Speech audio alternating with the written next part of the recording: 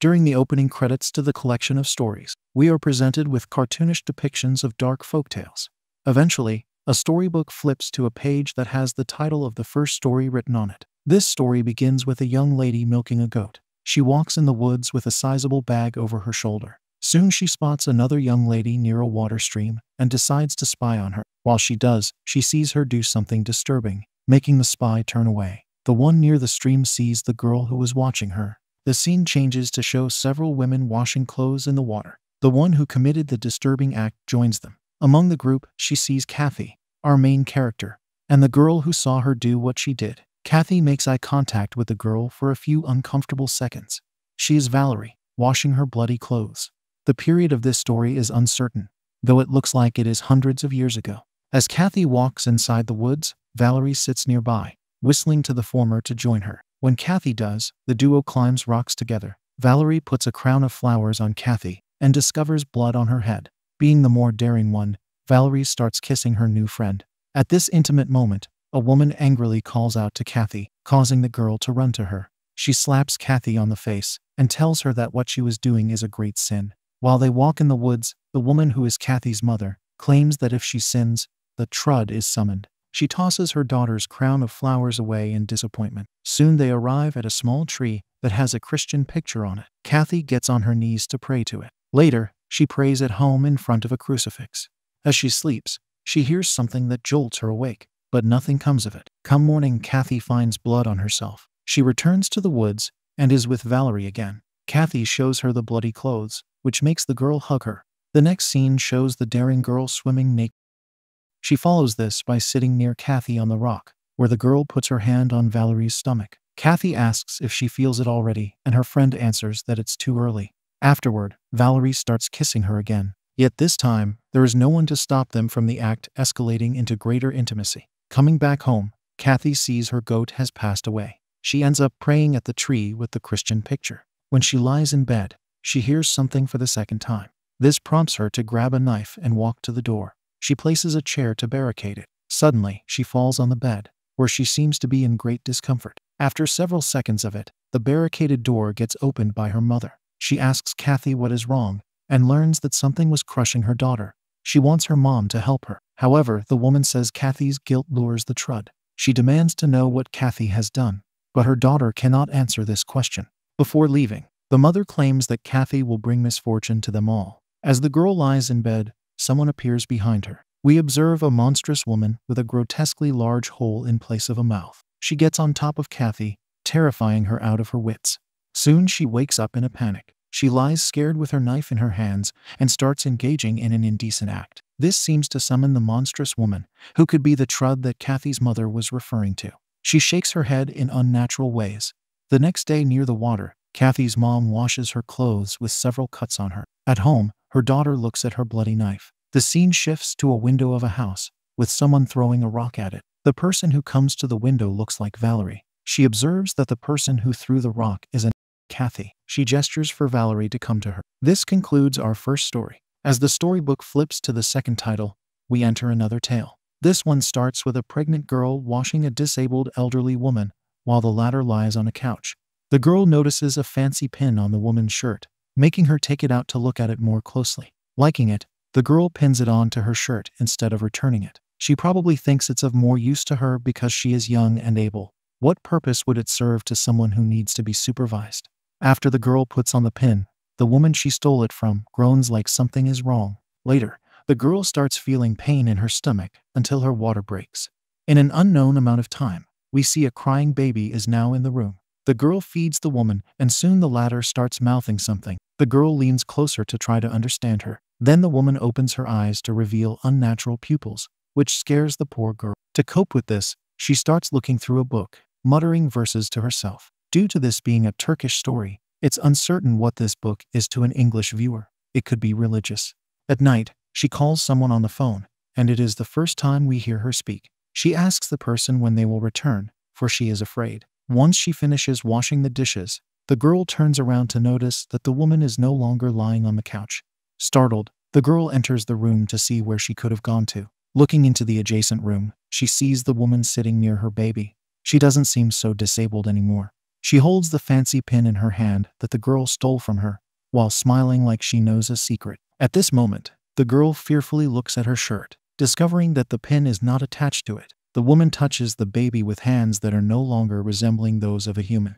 As she is about to do something horrific, the girl awakens from this nightmare. The first thing she does is take the pin out of her shirt and throw it at the window in fear. Then she comes to look at the woman and holds her own head in her hands stressfully. Adding to the girl's worries, she sees a goat outside with the same unnatural pupils as the woman had. Thus she goes outside with a knife to the poor goat multiple times. Its blood splatters on the barbarous girl. Afterward, she drags the deceased animal into the woods, where she throws it into a well. Back at home, the girl washes the blood off of herself in the sink instead of a shower. She gets scared when she discovers the woman's pin lying near her. While she looks at it in fear, we observe the woman walking behind her. The girl walks toward the room, but the door closes to block her, and her attempts to open it are futile. She is forced to see the woman's silhouette taking her baby away. The girl keeps banging on the glass until she breaks it. This allows her to open the door by reaching to the other side. Although she cuts her arm on the broken glass by using this method, having freed herself, she runs outside, following her baby's cries. Upon reaching the well,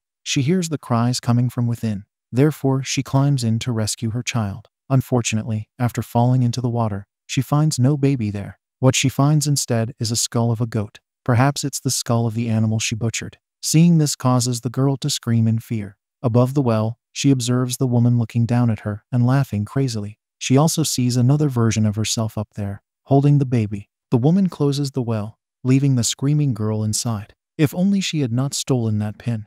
This is how the second story ends. Moving along, the storybook presents us with our third account. It starts with a man carrying his goods through an interesting path. Soon he encounters a young lady in front of him. Out of nowhere, the same lady seems to reappear above him and descends onto his back. Strangely, he doesn't seem amazed or bothered by this occurrence. She whispers to him that he shall become wise and learn all the secrets of men. Plus, he will have victory in every war once he consumes the 3 hearts of the freshly deceased. Suddenly, this strange lady vanishes, which prompts the man to check where she could have gone. However, all he finds is slime on his coat, and for some reason he decides to taste it. At night, he digs up a grave and opens the coffin to find a fresh corpse inside. The man takes a coin that covers the corpse's eye. Then he places the deceased person in a boat prior to sailing away. Elsewhere, the gravedigger starts cutting out the heart he requires. After he takes it out, he sits to examine it. Eating it proves to be a difficult task, and he quickly vomits. Yet he continues to devour the heart until there is no more of it. Subsequently, he occupies the path where he encountered the mysterious lady. For some reason, he presents his injured arm into the air. After he eats another heart, the man stabs a straw doll. This is an act of voodoo, for the mysterious lady suffers as a result of the stabbing. Following this, the man uncovers a third coffin and smiles once he sees who lies inside. The next thing we see is him having the mysterious lady in his boat. At a different time, the man comes to a building to enter it, but the door is locked, so he sits beside it. The scene changes to several official people opening the coffin of the mysterious lady. The man who took her out is with them, wearing handcuffs. We see him put her back in the coffin. Interestingly, it does not look like he ate her heart. Later, he stands before a small committee of people of authority. He says he can present the emperor with a drum made from the mysterious lady's skin. When that drum sounds off in battle, the emperor will be undefeated. The committee responds by putting the gravedigger in a prison room. From there, he hears the beating of the drum he must have made. We hear a battle taking place outside, and the man starts writing something while smiling. For a few seconds, we see the building in which he resides. It now looks very quiet. This marks the end of story number 3. Jumping into the fourth tale, a family rides along a road. A small boy named Arnold is busy drawing something in the back seat. After the family arrives at its destination, Arnold stares far ahead for an unknown reason. Later, he is outside near their house, swinging a bat. His mother, Macy, tosses him a soccer ball from above, and he fails to hit it. We see it roll away into the woods.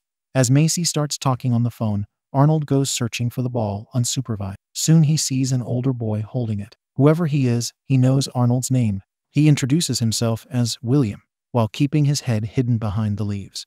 He wants Arnold to play in the woods with him, but the younger boy says his mom will be mad if he does. Once he returns to the house, his dad, Chris, invites him to go hiking. A short while later, we see the family on their hike. As the parents talk, they notice their son is not among them, so they start calling out to him. Instead of Arnold, a man appears and asks if they need help. When Macy informs him of the situation, the boy calls out to them from a distance. The man warns Macy that she better watch her boy.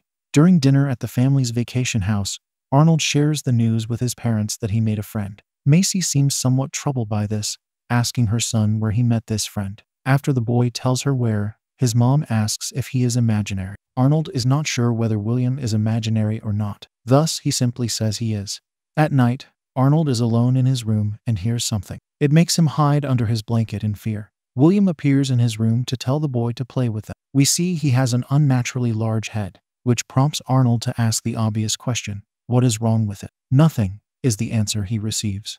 William follows this by telling the boy they should have some fun. Come morning, Macy is calling out to her son with concern. He is missing, and his dad goes outside in search of him. Once Macy is alone, she sees someone we do not. All she does is scream in fear. In the meantime, Chris is in the woods, yelling out to Arnold multiple times. Eventually, he encounters a shabby cabin. Running to it, he trips on a rope trap, slamming his face onto the rocks. At that moment, he sees William appear with a rope in his hands. The boy with the huge head stabs Chris in the back, before several others like him tie Chris with the rope. The injured man yells out, demanding to know where his son is, and his question does not get ignored. Arnold gets brought out of the cabin in a wheelchair. His head is now big too, all covered with bandages. A little doctor stands beside him, who says they crawled inside Arnold's brain. Soon the boy starts getting fed raw flesh for his father to witness. After seeing enough of it, William throws a rock on his head to end his life. This grisly move puts an end to our fourth tale. The next story starts in a cave. Our attention is focused on a strange creature occupying what looks like a big egg, even though it probably isn't. Following this, a man starts a narration, questioning what happened to Panagas the pagan. Our view shifts to seeing many drunkards having fun. The narrator continues, sharing that it was December 1984 when the goblins sneaked into their village. We see someone with a bag over their head as a disguise. We also see Panagas, who sees the disguised person eating the bread that he stole. Approaching him, Panagas instructs that he remove the bag on his head, but the disguised person chooses not to cooperate by attempting to run away. However, his bad luck does not grant him the luxury of escaping. After he gets caught, the mob of drunkards takes the bag off, revealing a grotesque goblin. The man talks about a certain place called the Hole. There is a blue fire there called the Frozen Flame. It is a place where the children of the goat are born. In the Hole, one is neither deceased nor alive. One is also devoid of thought and purpose.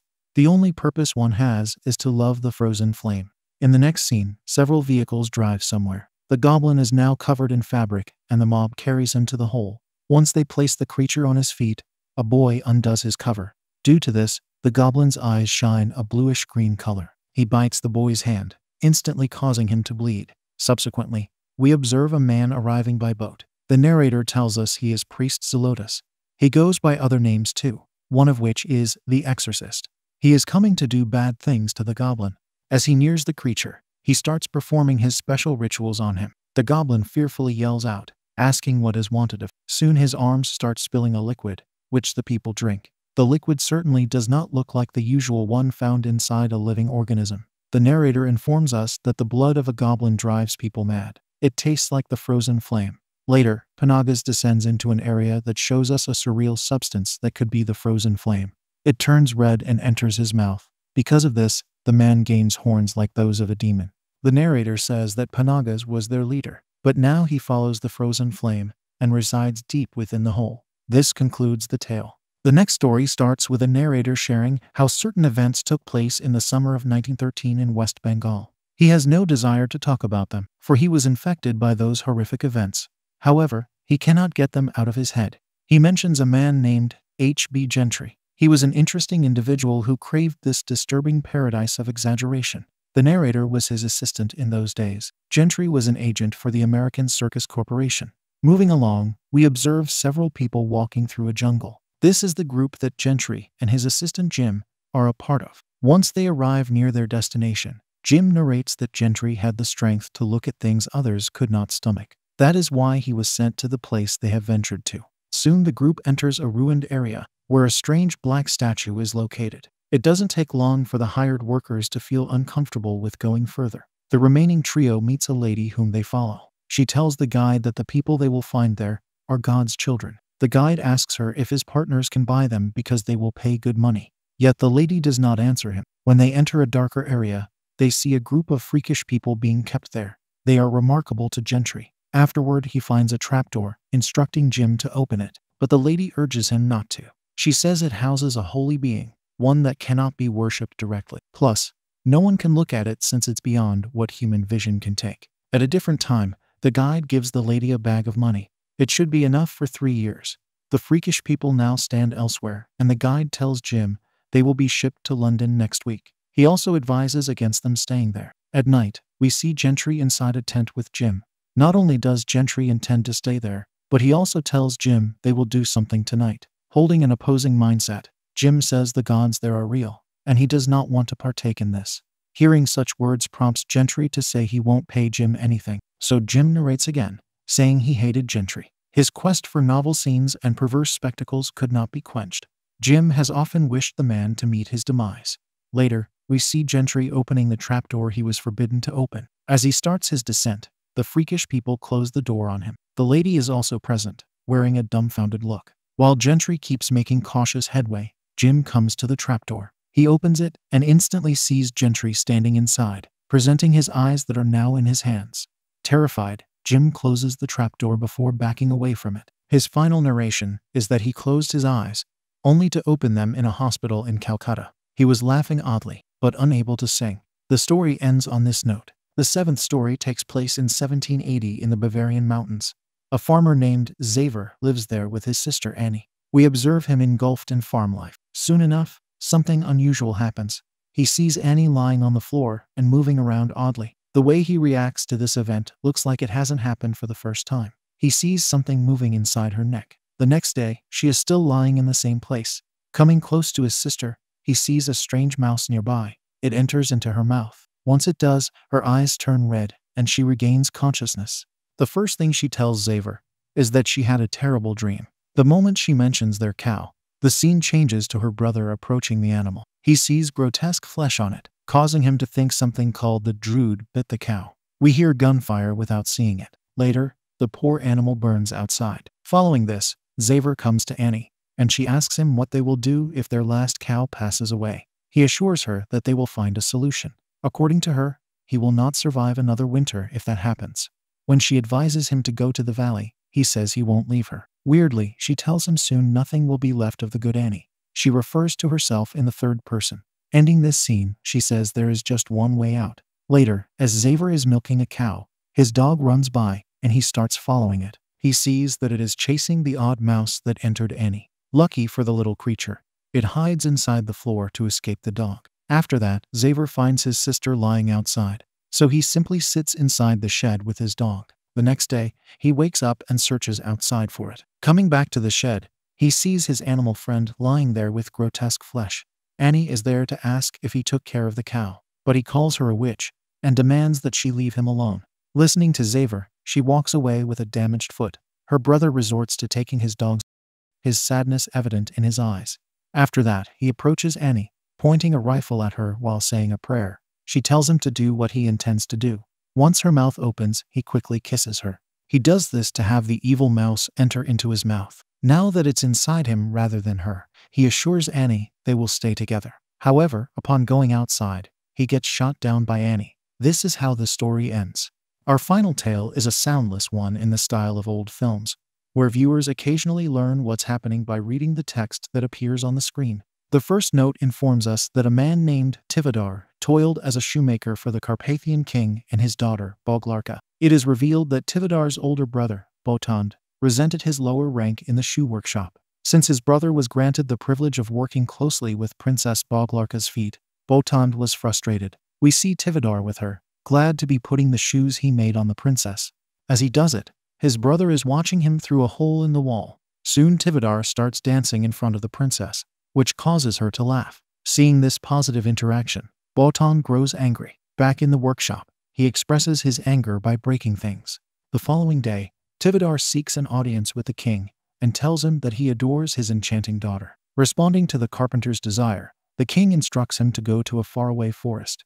There exists a pool that Tivadar must enter to retrieve a magic Lucistride. If Tivadar returns with a flower, he will prove himself loyal. the king will give him Boglarka. Afterward, the princess tells her crow that it must tell her if Tivadar is a man of his word. If he is pure, he will resist the temptation of the Lucistrife pool. Thus the bird flies away to follow the man. Soon, we see Tivadar in the forest as he looks at a map. The crow is perched above, watching him. It continues to watch him even at night. Eventually, he locates the pool and retrieves the Lucistrife. Yet in the water, he sees a tempting lady. She prompts him to remove his clothes. In the meantime, we see that Botond is also in the forest, searching in his brother's purse. Apparently, many forbidden pleasures exist in the pool for Tivadar. He becomes surrounded by several females. Not being strong enough to fight off their temptation, he engages in intimacy with. Unbeknownst to him, Boglarka's trustworthy crow observes all of his indecent activities. After he is done, he searches in his purse for his map, but he cannot find the item his brother stole, out of spite for Tivadar. Later, we see Botond dancing in front of the princess. To his chagrin, she is not interested in him like she was with Tivadar. Therefore, Botond becomes infuriated again and breaks more things in the workshop. Subsequently, Botond tells Boglarka that his brother never returned from the forest. The beasts of the forest claimed him. Hearing this, Boglarka brings her hands to her face in appalled shock. The grief proves to be too much to bear, and she ends. The next scene shows Botond coming to a coffin to place flowers near it. Once it opens, a deceased Boglarka is seen inside. However, the princess is not completely lifeless. As a corpse, she is still able to tell him that her crow informed her of Botond's lie about his brother. For this, he must pay the price. Boglarka has a knife which she uses to bring Botond to his demise. We learn Tivadar is alive. When he hears about Boglarka's untimely demise, he throws the magic Lucistrife away. Then he too brings flowers to the coffin that contains the one he adored. After it opens, she tells him he succumbed to temptation. Consequently, he must also pay the price like his brother before him. With both of them in a deceased state, the king declares eternal torment for the wretched brothers. His new shoemaker will skin them to create sandals for the king to wear. Tivadar is to be worn on the right foot and Botond on the left. With this grotesque conclusion, the final story ends.